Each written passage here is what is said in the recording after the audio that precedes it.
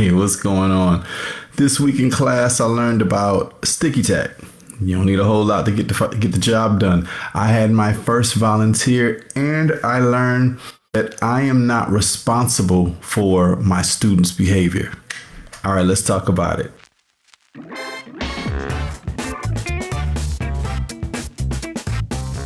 If you don't know, I'm sure you should at this point. My name is Mache Allen. And this is This Week in Class. I am a new teacher, maybe not quite as new, but I'm still in my first year, and I teach second grade. So what I'm doing with This Week in Class is kind of documenting weekly the things that I learn, which, when you start teaching, there's a lot that you're not told, and there's a lot that you have to discover. So this results in me constantly learning new things as I go along. So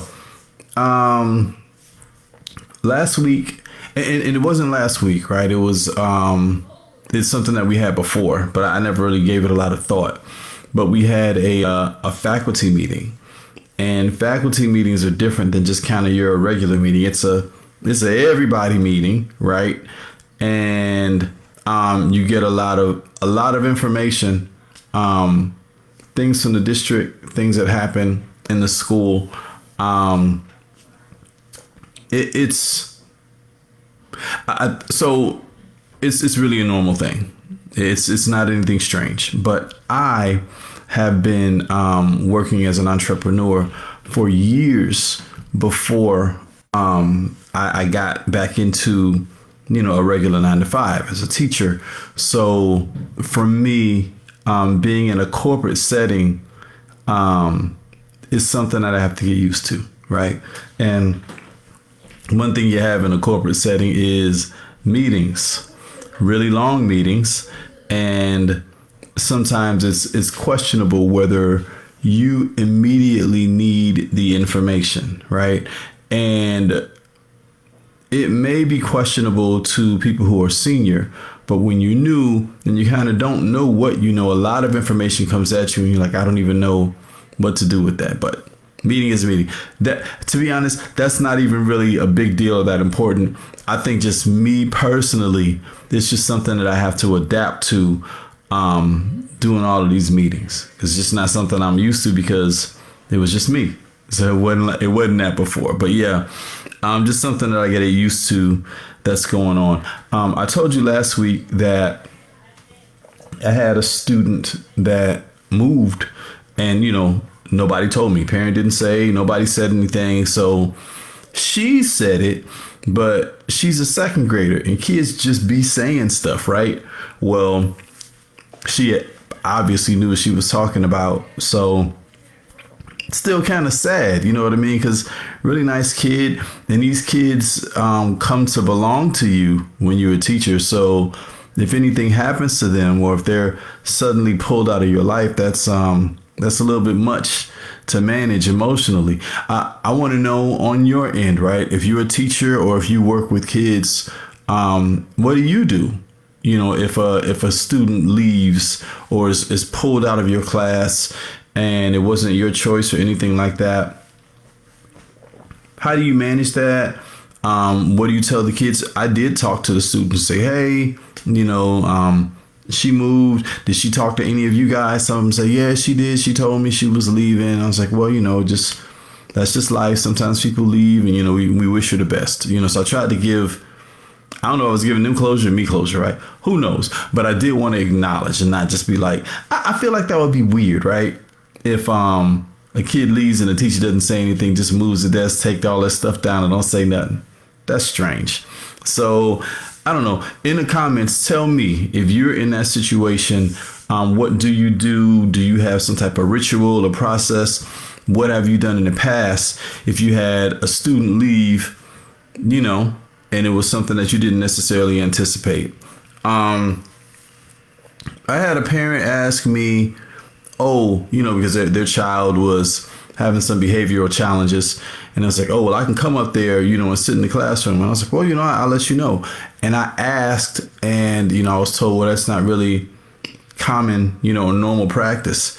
And I kind of remember that from when I was a kid, that your parents could just come into the classroom,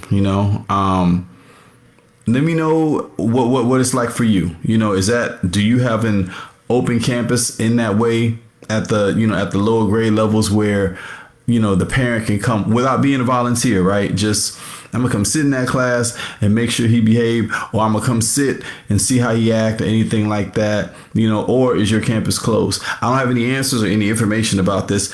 I'm curious, so comment below. I don't know. You can hashtag open campus or closed campus. I'm just curious because, I didn't know that wasn't a thing. That's not something that I felt that I needed to do with my kids. So it never came up. So I never knew whether I could or I couldn't, Sticky tack. And I always got an office thing for you, right? So, that's the stuff. It's like clay, but you can put it on the back of something and stick it on the wall and it'll stay there forever. Well, you get like a block that's probably like maybe 1 inch by like 2 or 3 inches. And two things that I learned. So one, I would take a really big piece and then I started taking smaller pieces and realized that it sticks regardless, So I'm like, oh, okay, teeny tiny pieces. Then the other thing I learned, it's sticky tack. It's some type of putty, right? So I'm trying to pull the pieces off and the pieces wasn't really coming off. So what I started doing was cutting it with a sticker, with scissors. It's not that sticky where it'll stick to the scissors. It comes off. So I cut a tiny piece. I'm putting up paper. Then I cut it in fours and then boom, boom, boom, boom. Good to go. And like I say, very little sticky tack is needed. So it should actually last a really long time. Like I think I have 2 or 3 little packets of it. So I figured it should last my whole school year. So that's cool. So last week, we have different offices, right? And I normally work downstairs in the workroom, right? With a printer and a paper cutter and all that stuff. I normally work in the workroom near me. Well, sometimes I go upstairs because I like the stapler on that printer better. And I used the printer the printer with the stapler downstairs today. And I ain't like it. So the printer upstairs staples on an angle and it staples all the way inside the paper, right? So, if this is the corner, it's all the way in the corner. So it's not sticking out the edge. The printer downstairs, it staples vertical, which is weird. I just don't like that personally. And it always seems to miss. So there'll be one paper that's not stapled to the whole thing. So I normally go upstairs if I have a bigger print job and I'm stapling, right? Downstairs, I print like my class economy money.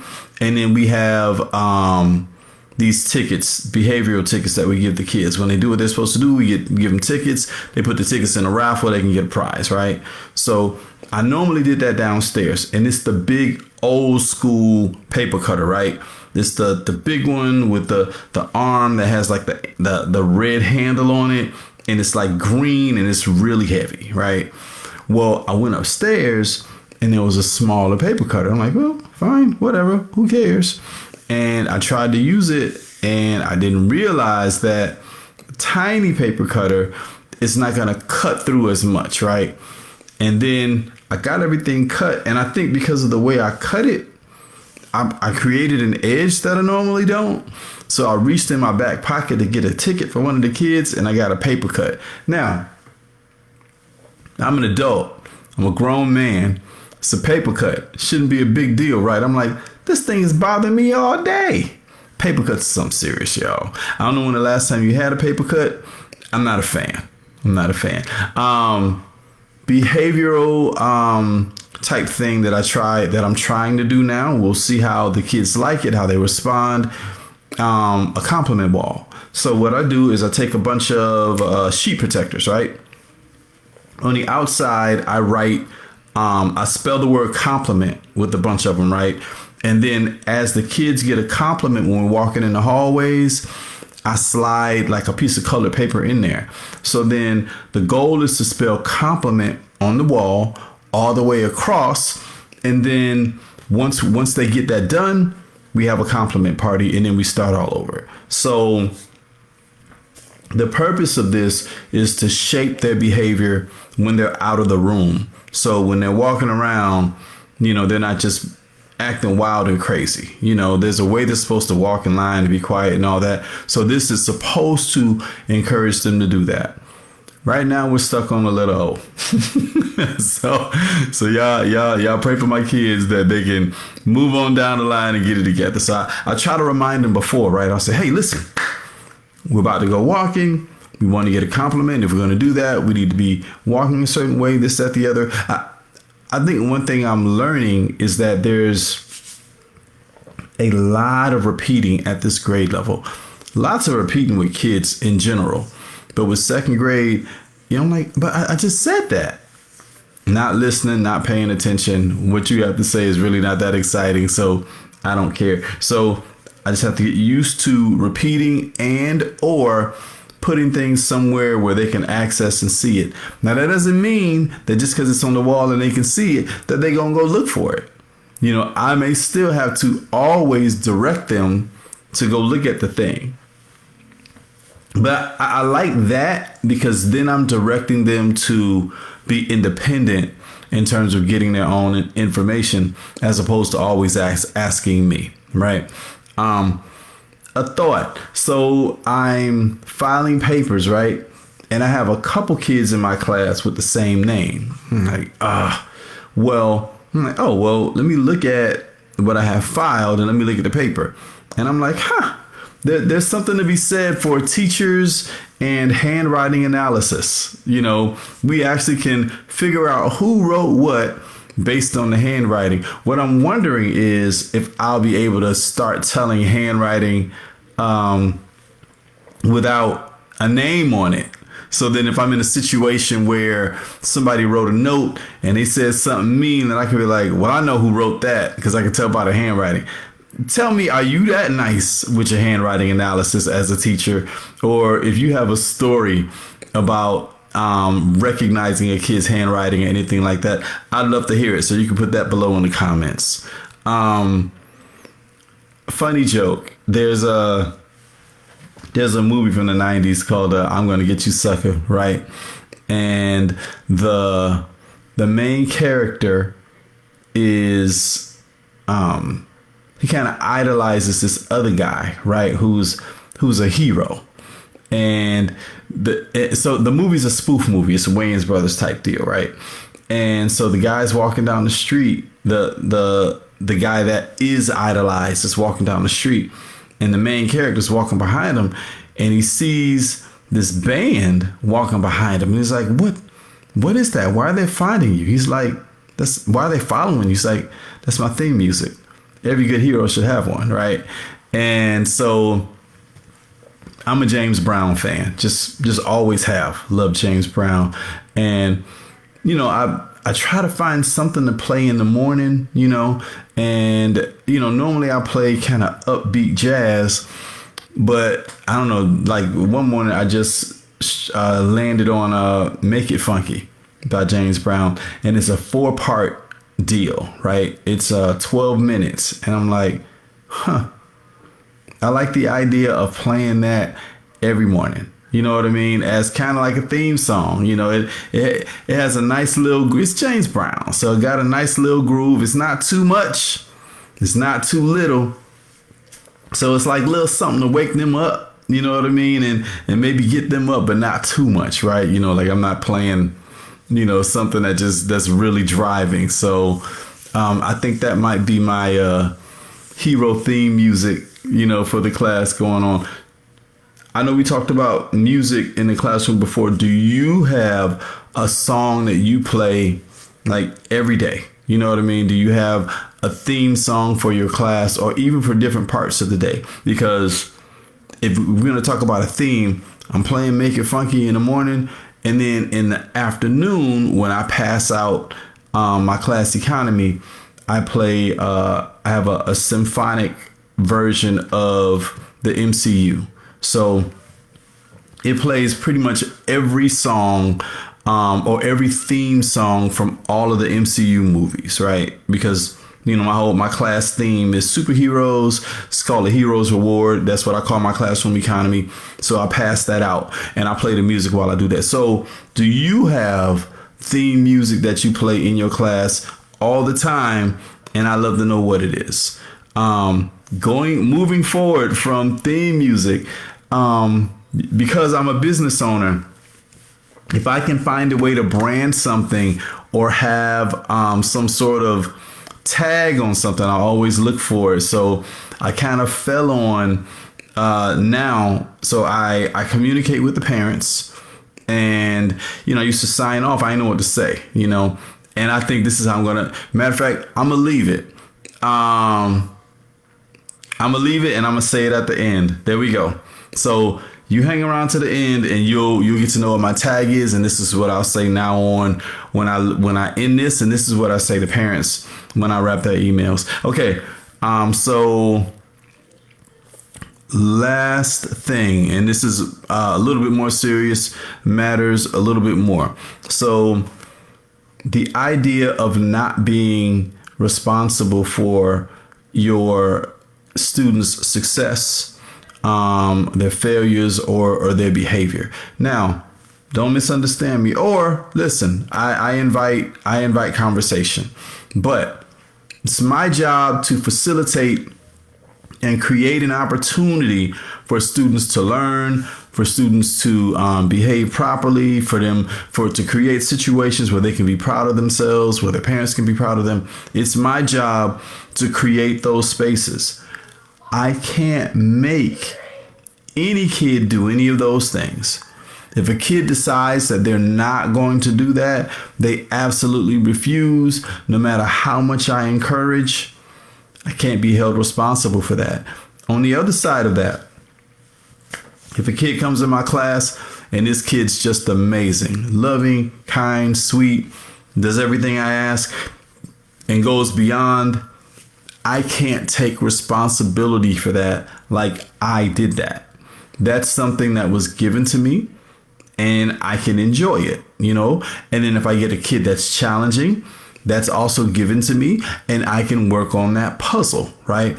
But I don't have to take responsibility. Like if a child doesn't behave, that's 100% my fault in my teaching. It really may not be. It may just be how this child is. This child has other issues. This child has a whole life that has nothing to do with you.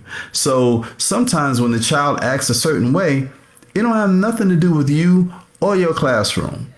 It could be their whole life outdoors, and when they get here, they bring it with them. So I think as a new teacher, this is important for me to really grasp, so I don't feel guilty or hopeless or helpless, or like I'm not doing anything. It's like, listen, you lay down the track and they got to drop whatever they drop on top of it. You know what I mean? It's like if you the drummer, you created the pocket, they got to work in that thing. If they don't, what can you do? I got this pocket. It's as big as a Grand Canyon. You know what I mean? And you out of it. What am I going to do? And now I can continue to encourage you to get back in. You know what I mean? And encouragement comes in a bunch of different ways, right? It's positive enforcement. It's also negative enforcement. I can give you the carrot or I can give you the stick, but you still have to decide. So I just want to tell any other new teacher out there, if you haven't, encountered this thinking yet, make sure that you don't take to heart everything that a child does, because it's just really not on you. If you are trying your best, if you are giving them love, if you are building relationship, and you're continually learning how best to not just educate children in general, but educate specifically to the children in your classroom. If you're doing all of that, it is what it is, you know? So that is what I learned this week in class. And this has been your friendly neighborhood second grade teacher signing off.